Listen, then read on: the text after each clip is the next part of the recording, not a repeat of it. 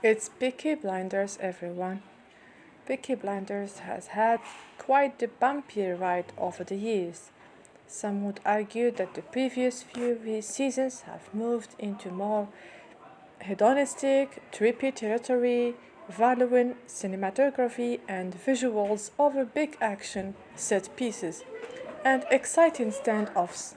And they're certainly not wrong. In fact, if there was ever a series that typifies this imbalance, it's season 6. Without getting too much into spoilers, those after a resolution that wraps up absolutely everything here will be disappointed.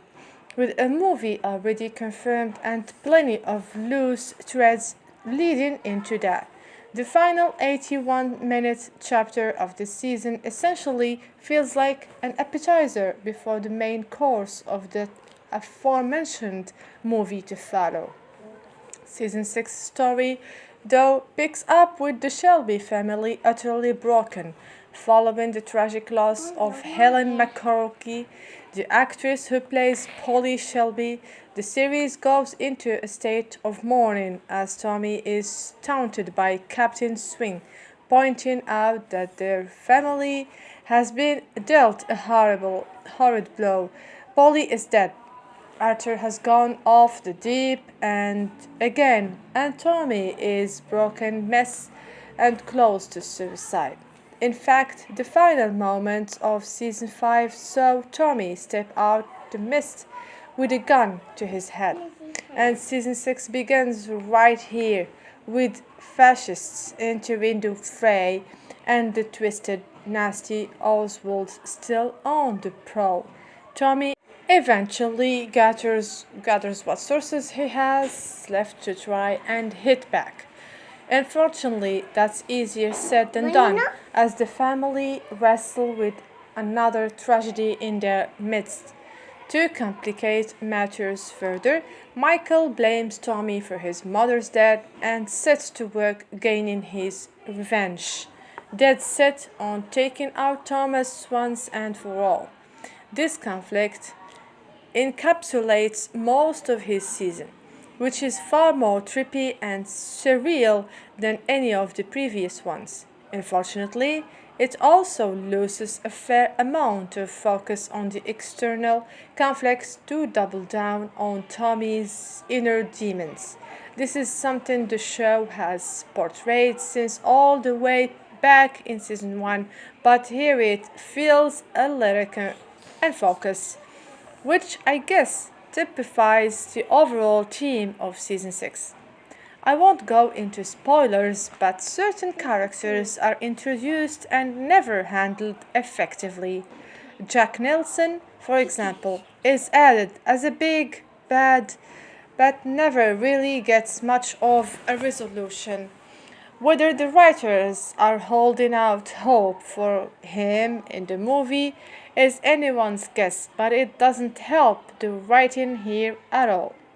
That's to say, nothing of a brand new character introduced with ties to Tommy, which honestly feels like a get out of jail free card for writer's block. While the individual episodes are good to watch, examining this as a collective whole is where the cracks can really be seen. Characters like Arthur fall back into old habits with yet another addiction subplot, while Ada is given some cracking lines of dialogue, and not much else. With the benefits of hindsight, it's easy to see where the shortcomings are this year. Peaky Blinders Season 6 isn't a bad watch, but it isn't easily the weakest of the 6 seasons.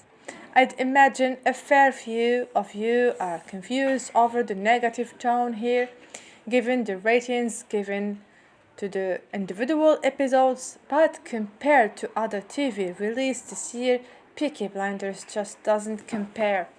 It's a shame for sure, but despite a rather blinded final, the Shelby family failed to rise to the occasion.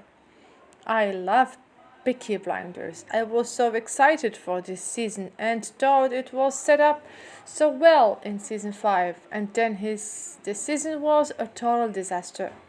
What happened to the fascist bad guy? Such a great villain to go against Tommy Shelby, and he's barely in the season at all. Why? Why on earth would you not just put the bad guy in more scenes? Where was Arthur? Why is he not in any scenes hardly at all? What on earth are you thinking getting rid of the second main character? It makes absolutely no sense. This was a very Tommy heavy season.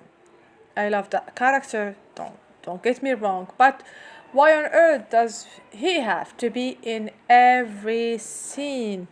This show has such a strong cast and they barely used them at all this season. What an absolute joke. I hope more people become aware of how bad this season is and Stephen Knight is forced to address how awful this really was.